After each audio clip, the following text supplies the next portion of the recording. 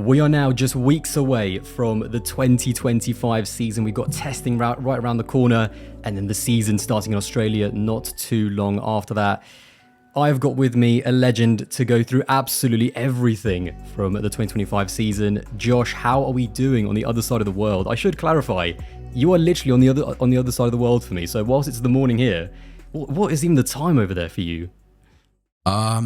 Well, time for me doesn't really exist too much. Like, it's pretty much, I'm awake for like at least 18, 19, 20 hours of the day, and they vary all the time. So you just happen to catch me at a time where I'm awake, I guess. God knows how long I'm going to be up for, and God knows, when I'm going to next wake up. It's all just a blur to me. But yeah. Like, that is the downfall of being an F1 YouTuber in this part of the world, where, everything is just so all over the place. Like, races start at 1 a.m., 2 a.m., 3 a.m. It's just like, I give up. If I didn't think that this season that's coming up is going to be a barnstormer, I wouldn't bother. But I've got a feeling about the season, man. I don't want to miss it.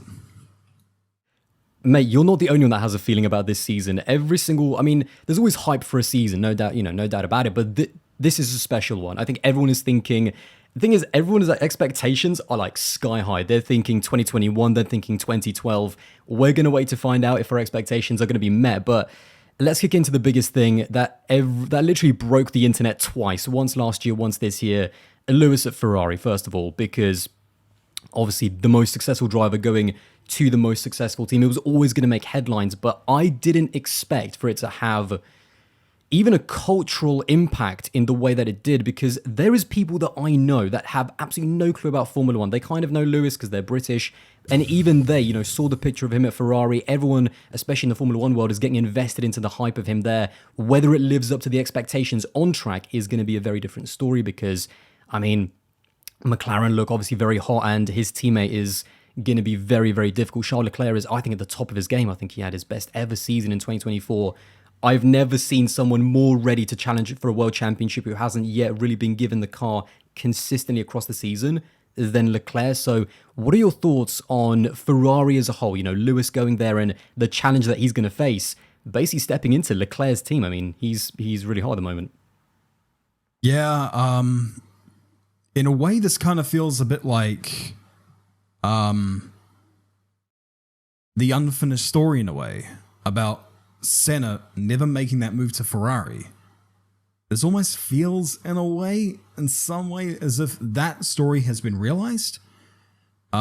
Seeing that yellow helmet behind the wheel of the prancing horse, it's just gives you goosebumps, for sure. That's the nostalgic value that comes after, years of watching him. We all grew up watching the guy, and all of us remember the 2007 season, everything that came afterwards, all the way up to now.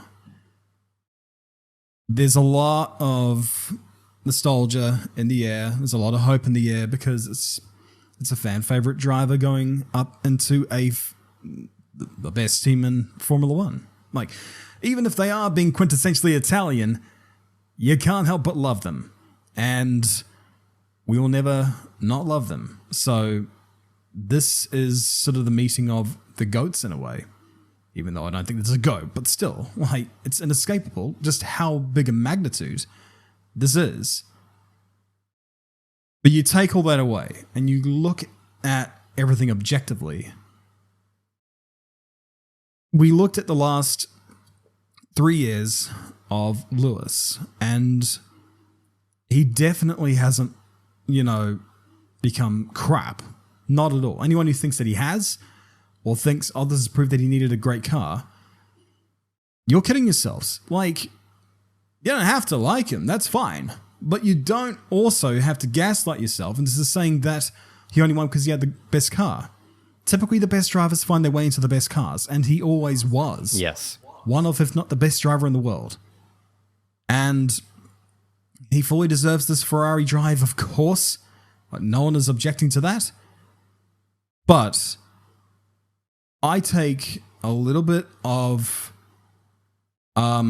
reservation to the notion that, oh, he'll never lose it.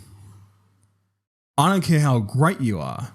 A natural part of every single athlete is at some point they won't be as great as what they once were. And that's not a knock at anybody here. Not a knock at, Michael Jordan or Tom Brady or whoever. I don't care who they are.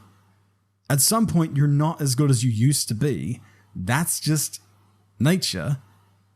And I'm wondering where exactly Lewis is in that regard. Because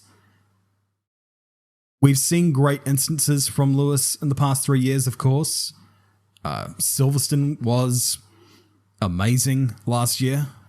All that stuff. But I also don't really buy into the narrative that, oh, he checked out. That he wasn't really trying all that hard at Mercedes. We have to look at this from a neutral point of view as to how he's going to go. Because I think, for example, when Michael Schumacher went to Mercedes, I think a lot of us had inflated expectations.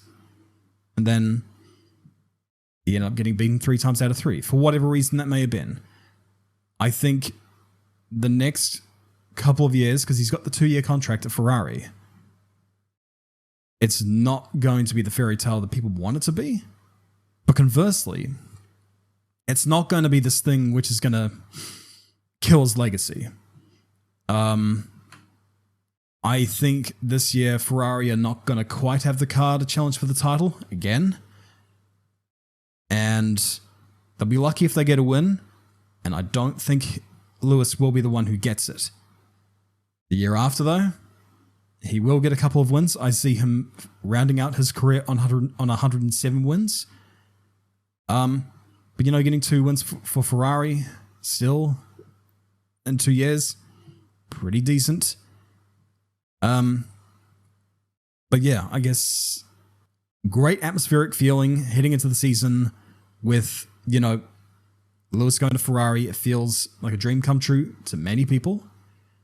We got to temper expectations because I don't think Lewis will be getting his 8th title. Not now, not ever. And it's largely because of the fact, and I don't think people want to admit this, we have got some truly amazing drivers on the grid right now.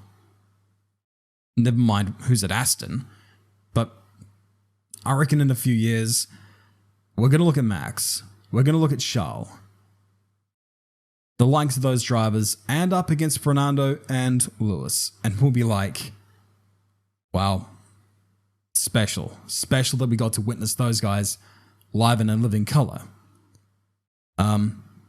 We know how great Charles is, and that's going to be Lewis's teammate, and that is going to be the most powerful teammate that he's had in years. Since his rookie season. Since Alonso, surely. Yeah, you would have to say so. I mean, Jensen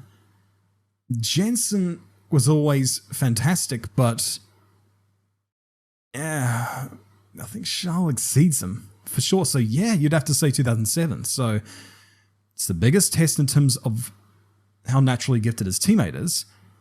And that teammate of his is deeply entrenched at Ferrari, about as deeply entrenched as any driver's been since Schumi.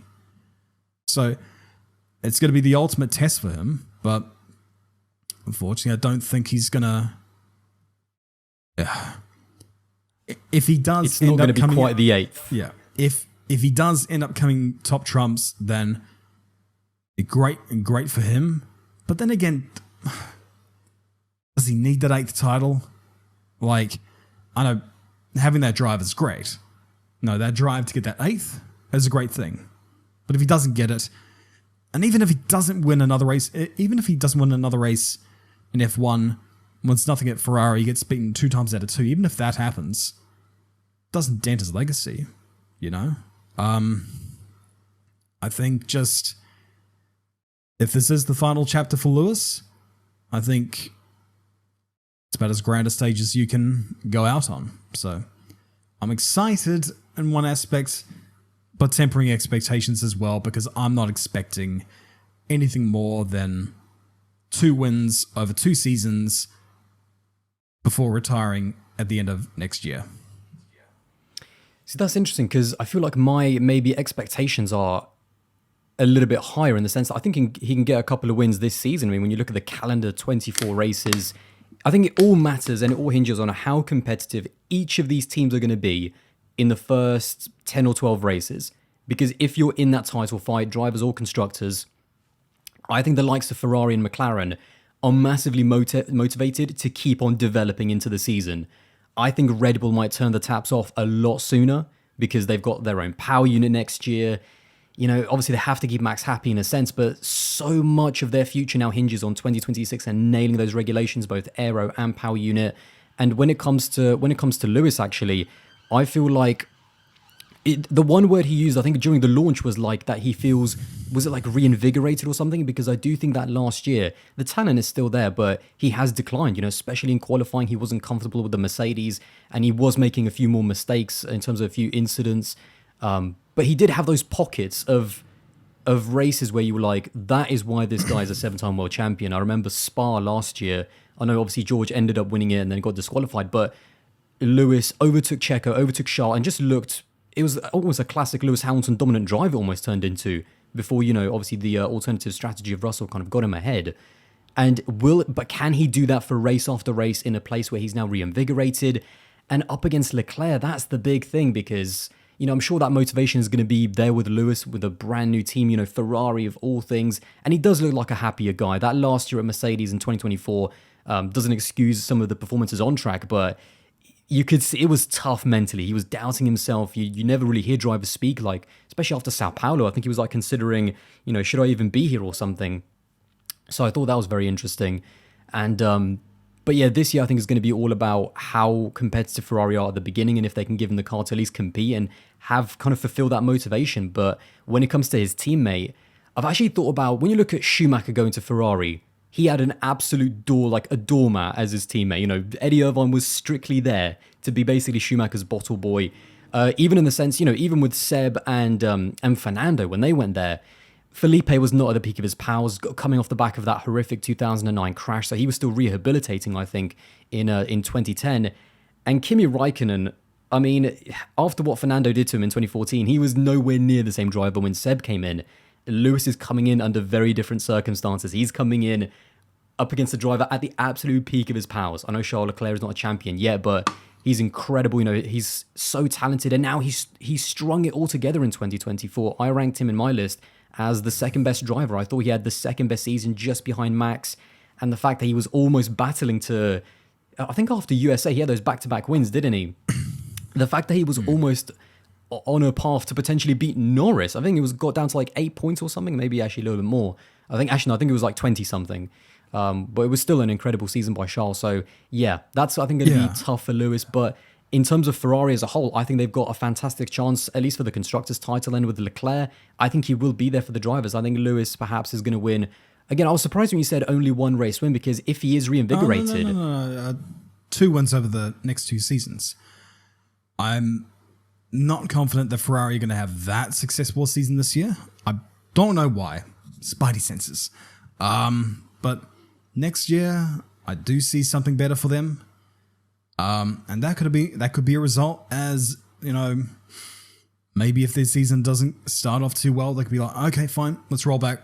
2026 is the aim. And I think that'll be the case for anyone that, you know, isn't in the title race in 2025.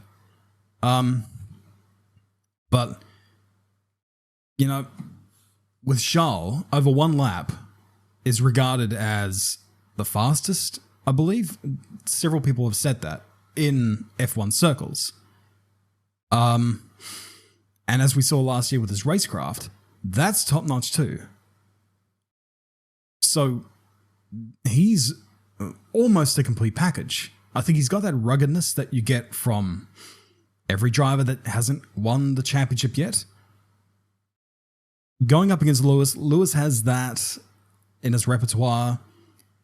He's very headstrong. He's very, very clever with inter-team politics, all that stuff.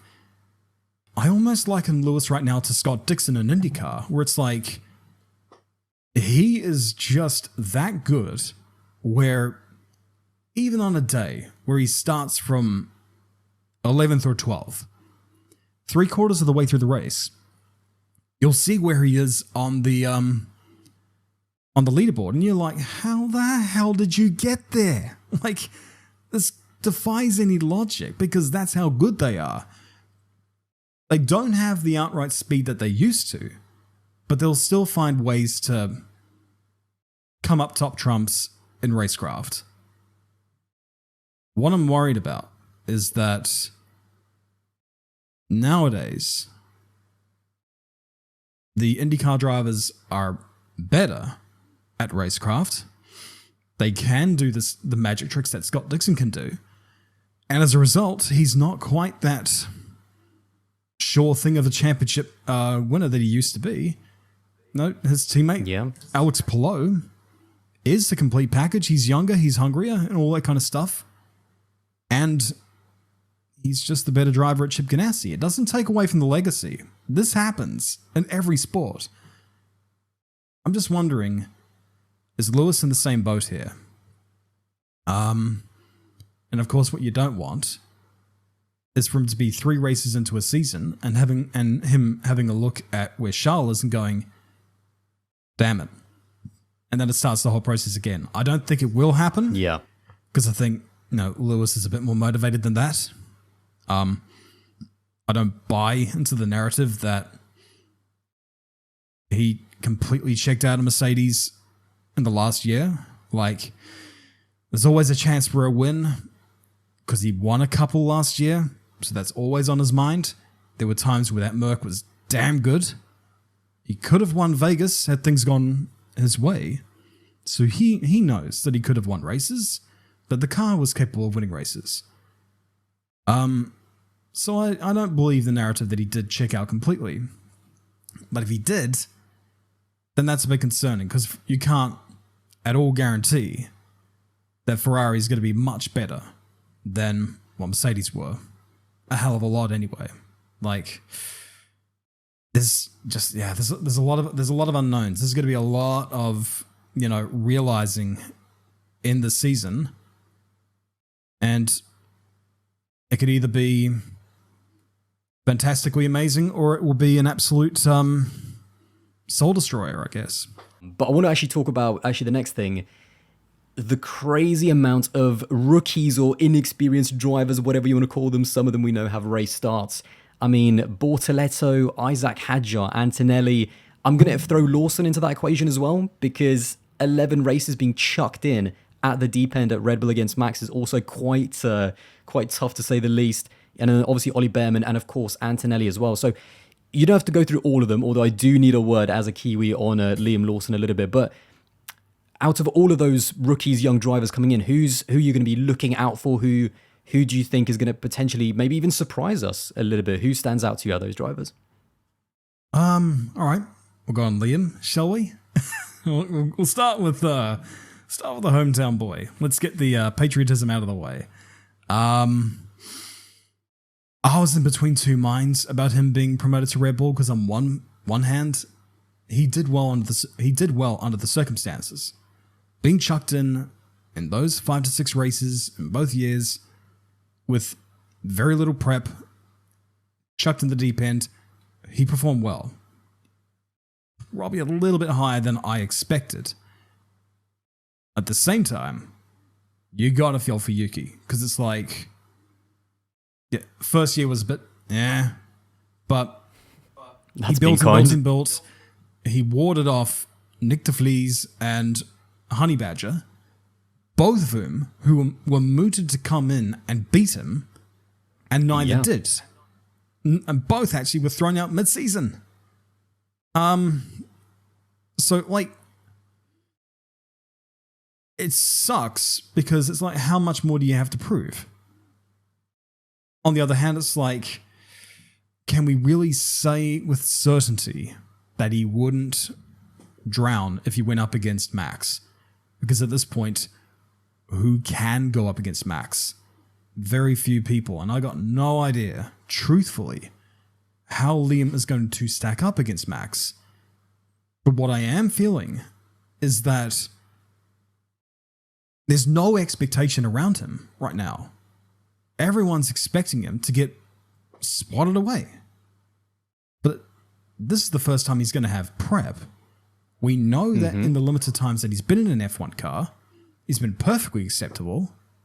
And it's like, okay, how's he going to do with resources behind him and the expectation of, look, 3/10 behind Max is all good. That's all they're expecting. That gives a cushion to a driver to be like, you're not expected to win. There's not that pressure on you. And it can take it off his shoulders a bit and encourage him to, basically just alleviates pressure. And that does a lot for any sports person. The thing is that every time Liam has started a race in a Red Bull liveried car, like a proper Red Bull liveried car, he's always won the first race. I'm not saying that's going to happen, but imagine if it did. No. Back yourself. Liam Lawson is going to be the winner at the Australian Grand Prix. There'll be loads of Kiwis there. Oh man, it'll be like the Canadians winning the United States ice hockey game. Just like, ooh, do it in that backyard. So I think overall he'll exceed expectations, but where exactly he ends up, I don't know. It's Sauber, Gabriel Bortoleto. I got nothing against him.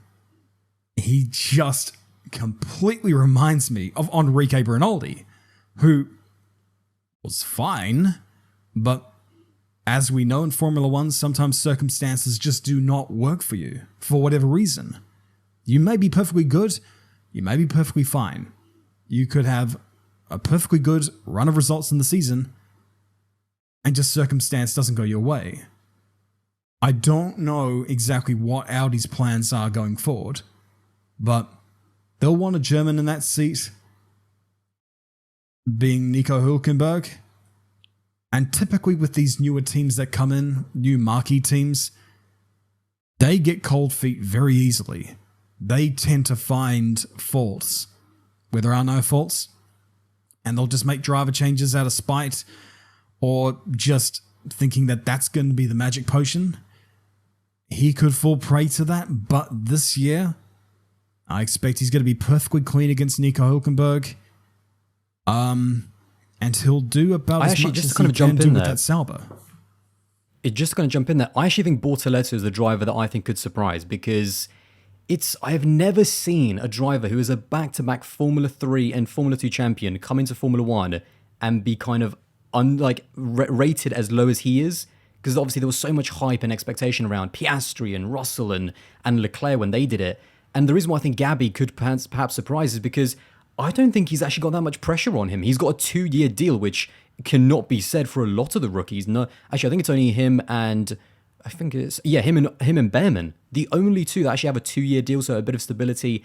And although there is that Audi factor, which, don't get me wrong, we've already seen, there's already been a bit of kind of, turmoil in the team in terms of a few changes. Audi are not happy, but I do think that Sauber in general kind of keep their lineups recently for a decent amount of time. So, and I just think as a combination, I don't see any friction between Bortoleto and Hülkenberg. Like, I just think that they're going to work well together. And so all of those factors combined, I actually think that there's no pressure on the guy. He's at the back of the grid. Sauber is awful. It can literally only be better after last year. So that, to me, when you talk about pressure, Antonelli's under huge pressure. Lawson is under huge pressure. It feels like Bortoleto is just like, he's almost got a free shot in 2025. Well, Sauber's Sauber. This isn't like when Alfa Romeo came Could be a 1-minute pit stop. No. Alfa Romeo, when they came in, that was a title sponsor. Audi's got a bit more of a hand in the cookie jar here. And they are the cookie jar now. Yeah. I'm taking this from the aspect of just stuff we've seen over the years with these newer teams. They typically like finding scapegoats. And it's hard to shine when you're all the way back down there. If the Sauber is still going to be crap this year, and if it's still crap going into next year, they'll be looking for someone to blame. And they may say, okay, we need a technical driver in here, someone with experience. They'll find reasons. And you talked about how Borto doesn't have that much pressure on his head. there is no halfway with this. He is either rated as the best rookie this year, or people just don't have hype for him. We've seen Fernando Alonso say he's going to be the best rookie coming into this year. We've seen other ones say that as well. Where I think Fernando being part of his management is a bit biased. It did a little bit. Yes, I admit. The Bear, Haas have got a damn fine lineup here. Ocon and Bear. There is no reason why. No, there's no reason why we shouldn't expect anything great out of this team this year. I really trust in Ayumu Komatsu as well. I think he's a big fan. I was watching a podcast, actually. I think it was with PK Jr. It was like a Brazilian podcast with some, I think maybe even, there was like another Formula 1 driver that was there. And yeah, Komatsu just spoke so highly of Oli. He's such a big fan of him. I think he's so excited about having this lineup. I do think having Ocon there, it's not just a stereotype. He can sometimes be quite a feisty driver. He's had to fight for it all of his life, and that kind of comes from his background. But I do quite like that lineup. I think it could get quite feisty. I see no problem with Ollie Behrman. I think he's going to be a really good driver for them. I think in a few years, Haas might even struggle to keep a hold of him, because he's obviously got those Ferrari links. So we'll see how that goes. But the one thing I definitely want to get your thoughts on is Jack Doohan. That whole situation, Alpine, Doohan, Colapinto just over his shoulder right there as he's driving. Colapinto breathing down his neck every single weekend, and then Flavio Briatore watching him from the other side of the garage. What do you think about that whole situation? Because I've never seen a driver who's been set up for failure more than Jack Doohan. Like when you talk about pressure, when you talk about having your replacement already just watching you from the other side of the garage, it's a bit of a crazy. And then that whole rumor about 5-6 races in his contract after that, he can just be cut for whatever. That seems like just, apart from the fact that Formula 1 is tough, Formula 1 is a very tough business, of course there's going to be competition, of course there's going to be drivers wanting your seat. I just don't think that it's the way you should be running a team. Like, they haven't given Jack any vote of confidence. And we were talking about with Lewis, him being reinvigorated. These guys are people, everything is about that mental mindset, how comfortable they are with the car, with the team. And that just does not seem like an environment where a driver can be comfortable. But, this is Alpine we're talking about. So what do you think about that whole situation? I have long been a fan of Colapinto. Ever since I first watched him race here in 2020, saw him in the flesh, I'm like, okay, there's something really freaking special about him. I've already gone over the whole story about why I thought it was special. I kept an eye on him. He never got beaten by a teammate in a full year after that. And because he's not going to go back to juniors anymore, he is officially undefeated in terms of full years against teammates in junior formula. And he had Dennis Hauger, he had Johnny Edgar as teammates. He had some damn good teammates. And last year was the first year where he had testing. And there was a time where he wasn't even able to afford Formula Regional. I think a lot of it was just MP doing it out of the goodness of their hearts. So I've always been advocating for him to come into Formula One. He, apart from smashing up a bit, he was really damn solid when he, kept it out of the walls in this Williams debut. He gave Albon a bit of trouble. Alex was a little bit rattled, especially in Singapore. Yeah, and I wasn't surprised that he was better than Sargent. I was surprised he was hounding Albon as much as he was. And it's just like, okay, because now that shifts the ceiling for rookies now. Like, it did make me question, okay, where was Lawson and where was the Bear? Because if Colapinto is that close, that soon, where should rookies be? So Flavio eventually saw what I saw, because I am, a visionary. God, that came across so wrong. He saw the potential in Colapinto, which I'm not surprised in. But the damning thing is that, how much was it? It was something like 10 million euros just to get him out of Williams. It's not just... You do not pay that much money to have someone sat on the sidelines. No way. Exactly. It's just like, That's the thing. We're not just talking about 10 million euros over 5 years, which is one thing, considering a lot of rookies don't get anywhere near that amount of money in salary. We're talking about 10 million just to break the contract of his rivals. It's like, and sign him to 5 years, was it? You don't do that. You don't do that if you have no plans for him. And I think the nail in Jack Doohan's coffin was the fact that Abu Dhabi, he had tested in an F1 car before quite a lot, in that car, in that team, in that environment. He'd raced there countless times. He knew it. If you were ever going to debut anywhere, that was it. And he wasn't that good. Now, it is a totally different kettle of fish. F2 to F1. And, I mean, I like Jack. He comes across as a decent bloke. I don't want to see him fail. It is bitterly unfair what's happening.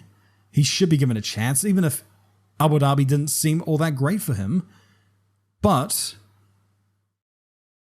we looked at the debuts that the Bear had, that Liam Lawson had, that Franco had. The circumstances for all three of those drivers was less than ideal. Typically coming in the middle of a weekend, not really anticipating anything would happen, and typically going in on tricky tracks and battling the elements. Doohan had a much, much better path, but it felt like he did nowhere near as good as any of those guys. And that would rattle Alpine for sure, because it's like, are we seriously going to have this guy in our seat next year? Meanwhile, Franco, he's free. Why not get him? Like, they've gone through too much trouble for this to not be a thing. And, yeah. I mean, I'm happy for Franco because I'm a big damn believer in him. But, jeez, it is, putting it mildly, to say this is bitterly unfair for Doohan. I think what's really going to be very uncomfortable to watch is that there's going to be a lot of pressure on Antonelli. There's going to be a lot of pressure on Lawson because they're in race-winning teams. And obviously, if they have any crashes, especially Antonelli being the age that he is, there's going to be, the eyeballs and all the questions. But at least they're going to be given time. The moment that Jack Doohan makes a single mistake in the first 5 races, that camera is getting panned immediately to Colapinto in the garage.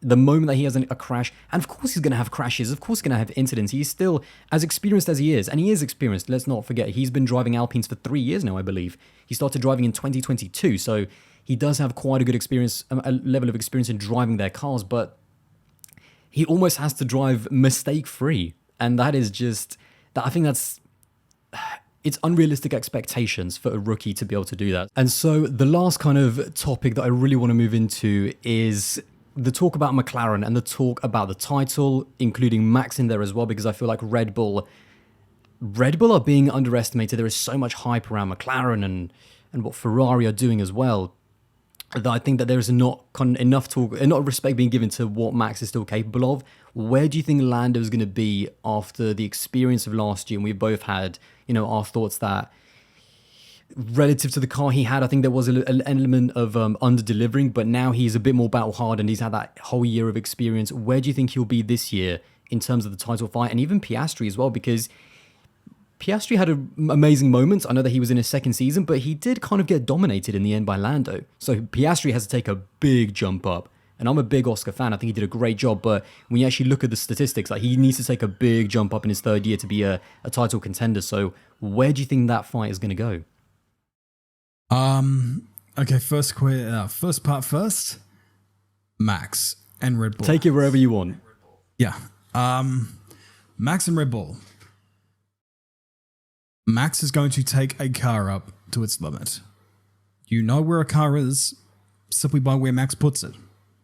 Because he's a little bit like Jim Clark in the sense that just give me anything, I'll drive it. Probably doesn't have quite the same mechanical sympathy as Jim Clark did, but it's more a case of he could drive anything.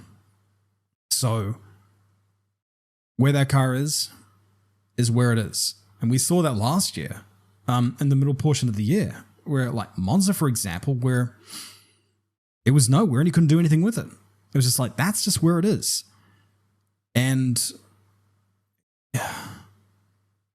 I just get the sense that Red Bull hasn't been the same for a little bit now. This trajectory points toward a season where they're not going to get decimated, but it's not going to be what it was from 2022 onwards. And naturally, all this stuff does come to an end. McLaren right now are white hot. They seriously... It's weird to have McLaren back at the top of the order.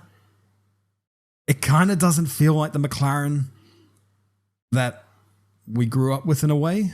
Sort of a bit of a different... Yeah, it's a very different vibe. team, isn't it? Yeah, but they are nonetheless living up to the heritage of the name. And ironically, with the, the orange that they started out with for like that one or two seasons and became the identity. At the end of the year 2024, Lando had that lights to flag victory in Abu Dhabi. Fantastic. That's what he needed to do all the time this year. Get the whole shot into turn one and leave them behind. He did that beautifully. And he said at the end of the race, next year's our year. What I'll say to that is, you can't say that. Sometimes the year that you have could very well be the only year you get. That was a breakout season. That made him. In a lot of ways, that shaped who he's going to become in the years to come. He's been up against Max, and I don't know why he thought anything other than, he's going to completely Ayrton his way, into a corner. Like, we've watched Max for years, and for however great he is, I can heap praise on him for years and years and years and years and years, but my God, the way he defends positions is asinine. And what's so annoying is that morally, you look at what he does and you think, that's an arse move. But typically, it's just within the rules and regulations, and it's just like, you cheeky bastard. Like, fair enough, but he's so smart, the way he judges that line better than anyone else in terms of... And the thing is, sometimes he goes over it, especially once Max has that points advantage, and he's able to use that to his advantage, where the risk is all on Lando, in the same way that the risk at the end of 2021 was all on Lewis, because Max also had that kind of points buffer. So that's why I say, I genuinely think that the championship is almost going to be won in the first 8 or 10 races, because once that, if you allow someone to run away, it's going to be very difficult. I think McLaren, the way they're going to win this championship is by being at the front, on the front foot, not catching up. They have got to be the team dictating this championship, not playing catch up, in my opinion. Difficulty is,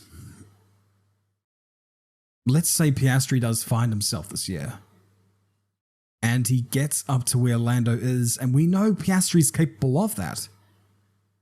If they start picking points off of each other, Ferrari and Merc were knocking on their door at the end of last year. And if they found something this year, that could be detrimental. And I know that both of those other lineups are world-class too. But it's... Again, getting back to my point, sometimes the year is just the year. It may be your only chance. At the end of last year from Lando, where he said next year's our year, it's like, it could be, man, but you never know. And I get the sense that McLaren are going to be the benchmark team this year, yes, but it feels like paths are converging here with cars. In terms of performance, teams are getting closer. We could very well see a season where by the halfway mark, we're like, I don't know who's winning this thing. And I got a real outlier for who I think is going to win the championship. And in terms of how I think the championship's going to play out, even though I've been somewhat harsh toward Mohammed bin Sulayem, and I worry about what may happen if I ended up going to the Emirates, I'm seriously considering going to the Abu Dhabi Grand Prix because it's like we could finally have a showdown there without the Australian in the race control room. At least that's what we hope. That's what we want. There is no bigger damp squib than a championship ending early, and that's what we've had the last 3 years, and I guess we're yearning for a 2021-esque season without the baggage that came with it. I think for me, this championship is going to come down to how much Lando has learned from last year. I think Max is going to continue to be a factor. I think as long as that Red Bull is, as long as he's happy driving it with the car characteristics and the car dynamics that he likes, he's always going to be able to win races. Because he won, say what you want about Red Bull, Max still won 2 of the last 4 races. Despite the trajectory that Ferrari was on, despite the trajectory that McLaren was on, he still won 2 of the last 4 races. So that Red Bull, I think, is still going to be a challenger. I think Ferrari, there's so much hype. Maybe it is just the Lewis and Charles factor. We're going to wait and see. But I think they're going to be a massive favourite for the constructors, to be honest, especially if they're fast. Because I think they are going to work together quite well. Piastri is the big unknown because he has the potential to challenge for the championship if Lando isn't able to make that step up. And he talked about pre-season, all of the things that he learned from last year that he's going to go into this year with a bit of a different mindset. He's learned that Max is not his friend on track. I know they have a really good relationship, but he learned a little bit too slowly that it doesn't matter that Max is your friend. He's going to race you just as hard as he did Lewis in 21. And so I think McLaren's season, I think, depends on how much Norris has learned off the back of last year. Yeah, 100% agree with that. There's so many things that could transpire out of this year, and all of it's exciting. It's like, you just look at it and you just go, God damn, don't be a runaway championship. For the love of God. I just want this to be a close championship, whoever it is. And wherever you look on the field, wherever you look, it's just interesting stories everywhere. And yeah, that's what we love.